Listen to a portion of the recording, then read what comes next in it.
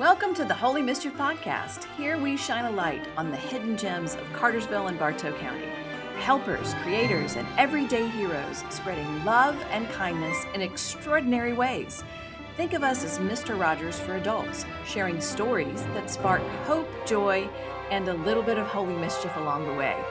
Pull up a seat, neighbor. It's time to meet the incredible people making a difference in your backyard. Hey everyone, welcome back to the Holy Mischief Podcast. I am Pastor Shannon, and I have the delightful pleasure of having Linda Kellogg on our podcast today. Say hi, Linda. Hello, everybody. I met Linda. Well, Linda and I actually go back to a virtual meeting, but I met her in person at one of the Martin Luther King Jr. candlelight services. That's right. And you told me that you had actually heard about me before, I think because of the radio. Because of the radio, and plus you have several of my friends who attend Trinity. Yeah. So when I talked to you and you said, yeah, you do something with mischief. And you said that you had done one of the challenges. I sure had. As a matter of fact, it caught my attention that morning when I heard the words Holy Mischief, and I thought, I need to see what this is about. And you were talking about kindness and giving and unselfishly. And so a few days, if not a week later, I was in the grocery store, and the person that was in front of me, I said to the cashier, let me take care of her groceries. Yeah. And it was a moment because the person could not believe I was doing that. And she said, no. And I said, yes, I want to do this. Wow. And it felt so good. Yeah. It felt so good. You know, and it probably made the cashier's day too, just to be able to see that. And she actually asked me after the lady left, why did I do that? Yeah. And I said, well, it's the right thing to do, and I just wanted to spread a little kindness today. But now that I know, I should have said something about Holy Mischief. As long as it's getting done, I think it's great. I was just talking to Greg earlier about it is resistance to love other people. Like a lot of people, the default isn't love. And imagine what a world would be like if love was our default. Absolutely. It would be a great place. And Shannon, I also want to say too, you know, you don't always have to know the circumstances of the person. And that's what the cashier was talking about. She probably could have paid for her own grocery, but that was beside the point. It was beside the point, yeah. You just wanted to show some love in a tangible way. Absolutely. That's how you could do it at that point. So I want people to hear a little bit more about the Martin Luther King Jr. candlelight service. It's a community service that happens on MLK weekend. That's right. And there are a lot of people there, and I think some people know about it, but I would love for us to outgrow that space, do it outside somewhere, because it's so meaningful. Yes. Well, it is a weekend of events. It begins on Sunday night and ends on Monday afternoon. And we've had opportunities to move. Perhaps in the future we might look at moving, but because of Mount Zion being the African American oldest black church here in the community, and Dr. King started in a church similar to that. That was our purpose in meeting there. But it would be more convenient at the auditorium at my school or church. But that's why we meet there. But the candlelight service, it is the one thing that I truly enjoy, because that's where we have a speaker, and we also give a drum major award to somebody who absolutely would have been recognized. Yeah. And I hear this from those people. And we give out scholarships, to students all over Cartersville, Bartow County. But the choir, the Martin Luther King choir, is very uplifting. All of the comments, whether by phone, text, or emails or whatever, that comes from the candlelight service is so positive. Yeah. And how people felt encouraged or hopeful or what have you. So yeah, I think for me, lighting candles and singing "We Shall Overcome," knowing I wasn't even born when those were first being sung as a part of resistance, but that I have the opportunity to freely go to that service and to be a part of it, and knowing that even if the dream is not a reality everywhere, that in that moment, it is just in that moment. And to hold on to that, I think is something that everyone, I think, needs to experience. And that reminds me of Reverend Louis Tonsma Sr. I don't know if you know him. He wrote me a long letter about what that night meant to him. And he actually mentioned about it, giving him a little glimpse of heaven. Yeah. Because it's diverse on that night. It is. And we don't invite different people to come. We just open it up, and it overflows. And it's amazing. And then the march the next day is also very powerful. Well, the next day, that morning, we have a few years ago, we have a youth rally down the street at St. Luke African Methodist Episcopal Church. And because we felt there was a need for the young people to get involved. Yeah. And we needed for them to be able to do what they wanted to do. And so they come and they sing, read poems, readings. We do trivia, and, to educate them about what Dr. King was about. Yeah. And we give them little door prizes and stuff. But the thing is, that's from like 10 to noon. And so with that said, then we have refreshments, and then we go to the Civic Center to get ready for the march, the Brotherhood March. And then we leave the Civic Center at 2 o'clock, and we usually have a Grand Marshal. And that's another thing. The Grand Marshals have been diverse, and they don't expect to be the Grand Marshals because, you call them and they want to know why. And even the newspaper and places like that ask, why did you choose them? But there's a reason. There'll be reasons. And so with that said, we march through Cartersville downtown, and we stop at the Frank Moore Administration Building, and that's where the mayor and the commissioner greet us, and proclamation is read, and of course the mayor usually brings encouraging remarks. Yeah. And we, especially after COVID, we start doing a moment of silence in honor of those who we've lost since last year, because we were losing so many that it was recognizable, at the parade, because you didn't see faces anymore. And so then we do the wreath laying in honor of Dr. King, and we proceed back to the Civic Center, and we have a brotherhood program, climax it, and I usually try to have a wonderful speaker to leave us in a positive way. Say something encouraging, and I'm very pleased with the way that has gone these many, many years. And we have a birthday cake and refreshments. Yeah, it's great. It's great. Now, that's not all you do. What else do you do in the Cartersville community?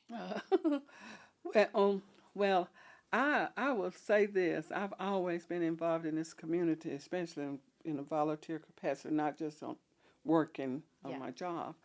And because I truly believe, Shannon, I truly believe from my heart, Jesus didn't come to be served. He came to serve. I believe that deeply in my heart, and I want to be like him. Yeah.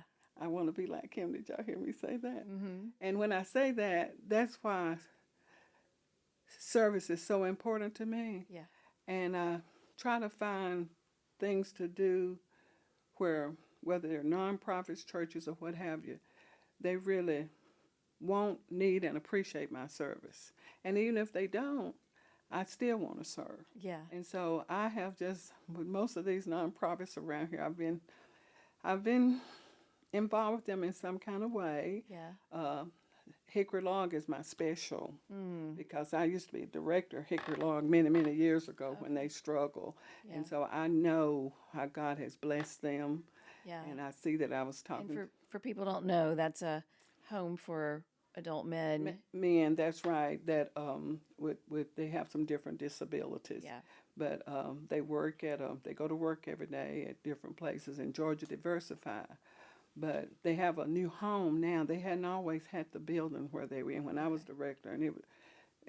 But the thing is, as I told the director there now, it's like a dream came true to see them in the building and all the things that's going on there. Yeah. And so with that said, Hickory Log, and then I serve presently on the Mental Health Board. That's a vision of Judge Green, and I'm so glad that was her vision, and because that's a good thing that's happening in the community now. Yeah. We have a board. It's called the Cherokee Judicial Mental Health Council, and some good things are happening. Judge Green recommend the men and women, and it's round the clock attention given to them if they need a therapist, if they need their probation officer, whatever.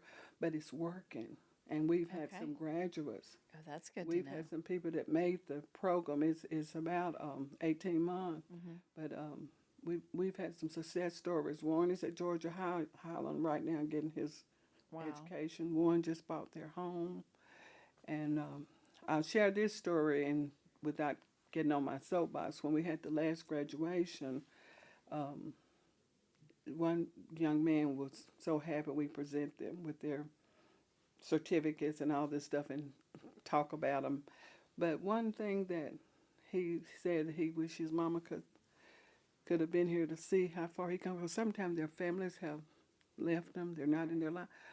But when he said that, he didn't know that Judge Green or Miss Shook had reached out to his mama, and she said, "I'm here, son." Oh. And that was just the highlight of that day, and because it was a tearjerker. But I'm saying that because she did come, because when she last saw him, he was struggling. Wow. So I'm honored to serve on that board, and I still work. I retired from Cartersville High School, and I went back a month later, and so I handle You failed retirement. Well, I retired to hopefully take care of my grandchildren. Okay. But my children, which you all do not know, said, "Mom, it's your season. You took care of us. Aw. The last century, I want you to be free to do whatever you want to." I may not would have retired if I know my daughter wasn't going back to work. But anyway, with that said, I on the school level, I handle backpack buddies and community intern. Actually, I think that's probably where we first met. But I remember talking to you at the MLK service. But I think because we usually host one of the packing events at Trinity for Backpack Buddies, and usually end of season banquet might be there, or the kickoff, one or the other. And I remember you spoke about those bags, and that you can see the kids and just the difference it makes. Which it does, and because of my own upbringings, I believe in Backpack Buddies and all this going on with free lunches at school, because we didn't have that back in my day. Right. And I know what it feels like to be hungry. I know what it feels like to be homeless. Words are different now. They call it homeless. They call it foster children, all like that. They may not have called it back then, but I've lived that life, and I've been part of that life. And that's why I can relate. And as a student service consultant at Cartersville High School, students can come to me about anything, because my job is not to judge them. It's to love them and not convict them. Yeah. That's awesome. If you could wave a magic wand over our county, what would you wish for? What would I wish for? Yeah. More places for our homeless to go. Okay.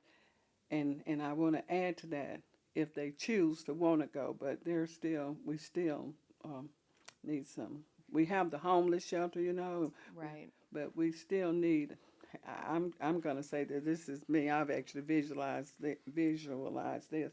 If we had just a big building with showers in it, and place for them to go at night and lay down, and a place for food to be brought in, and Across Point, I think, is doing some They're doing similar a lot of to that. really good things. But Yeah. I just really wish it was. That's what I would like to see. Yeah, that'd be great. Mm-hmm. Mm-hmm. What do you think is the best thing about Cartersville and Bartow County? The people. The people. And it's a great place to raise your children. I have 3 children that, was raised in Cartersville, Bartow County. Yeah.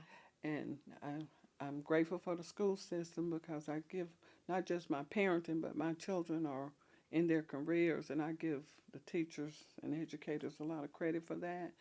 But I just love the people here because my children live in Cobb County and Paulding County now. Uh-huh. There's a difference. Yeah. When they're here, they're telling me, Mama, you just be speaking and calling people names. That's because I know people. Yeah. I want to get to know people, like Nico over there. Uh-huh. I will know him the next time. Correct, /Nico/Jordy/Jordan/Joey. But I'll know him the next time. I meet somebody and I don't forget him. And I just, in the grocery store, they jokingly tell me, my children jokingly tell me, I do not like to go to the grocery store because you say we're going to be in there 15 minutes. And it's always 45 minutes. Mm-hmm. Yeah, you and my kids say the same thing about me. They're like, you said it's just going to be 5 minutes. You know everybody. Why you have to stop and talk? And then sometimes I just want to get in and get out. And, I do too. And I'm like, I don't want to go in because I'm going to have to stop and talk to people. Otherwise, I'm going to feel rude. But then God created Instacart. And so I can get things delivered if I choose to. But I do love to go to the grocery store sometimes just for the social aspects of it. Yes, It's kind of nice. Yes, you do. Well, I really have the mindset that whoever greet me and they're talking to me and, hey, Miss Kellogg, how are you doing? Whatever they're saying, I think that's important. I don't know how their day has been. Yeah. And if I'm rude or act like I don't want to talk to them, I don't know how that may affect them, and that's why I always take the time. And, and even that officer that just brought me down here, I'm telling you. Are you saying you were brought here by a police officer today? Yes, that officer that brought me down here. Let's not say why. Let's just let people imagine why you were brought here by an officer. That's a good point. That's a good point right there. But I just started talking to him, and so... He was very nice. He was very nice. Mm-hmm. I think you have a great attitude about people and putting yourself in the right mindset that, it's not about me. It's about... It's really not. It's not. The world's not about me. Shannon, and do you know, I know how I want to be treated. I would never hurt me. I know how I want to be treated. Yeah. So with that in mind, I wouldn't want you to feel the way that I don't want to feel. And that is, I taught that to my children growing up. I know the golden rule is do unto others, you have others do unto you. That is very important because you know when you hurt somebody. Yeah. I don't care what anybody say. I know when I hurt somebody's feeling, and if it's my fault, it's my place to correct that. Right. But when people say, "No, I didn't know I did that" or whatever, I don't agree with that. I know when you hurt how I want to be treated. And then the other thing too is you just I can get on my soapbox and tie this podcast up for 5 hours, just talking about some things of today, because you don't always have to know the whole story. And I'm thinking about a student today. I don't know the story as I'm talking to y'all, but the thing is, I listen to her. Sometimes you just need to be quiet and listen. And then, well, I think I'm okay. I can leave now, Miss Kellogg. Okay, well, my door is open if you want to come back. I haven't done a thing, but just listen. Does that make sense? It makes complete sense. Yeah. And a lot of times I will laugh, the things that we've that have happened to us in life. Sometimes when you get to be adults, it causes you to think on those things. And I, one of the things that, and I do want this to be in this podcast. Okay, everyone listen. That I love, and I can say without any reservations or doubt, is that I'm a good mother. Because I know what it felt like to want one and wonder where they were and this kind of stuff. So Right. I made that my mission. And now that my children are grown. Now you're everybody's mother. But now that my children are grown and we have adult conversations, some things they share with me makes me so proud because I worked so hard. There were situations in my life that I could have given up. But when I had my first child, my whole trajectory changed. Yeah, absolutely.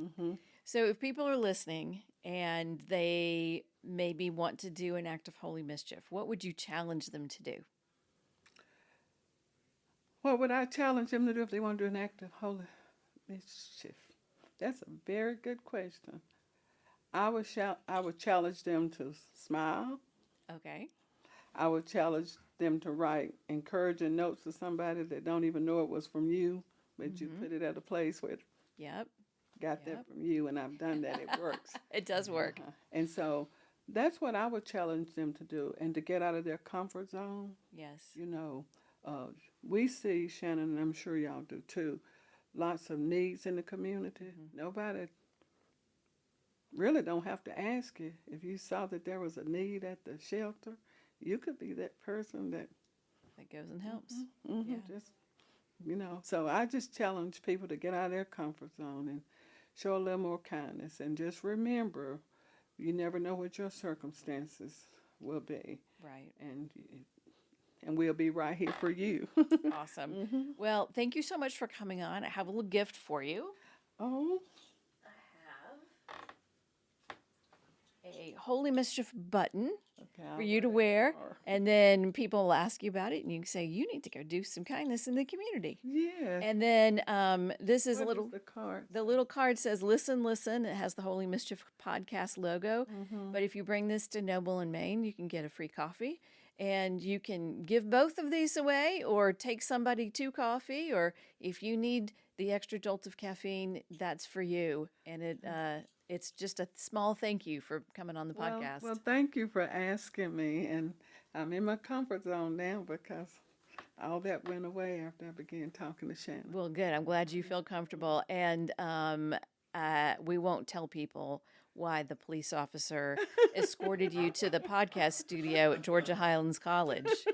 It'll be our little secret. Okay, that sounds good. All right, thank you. Thank you so much. You're welcome.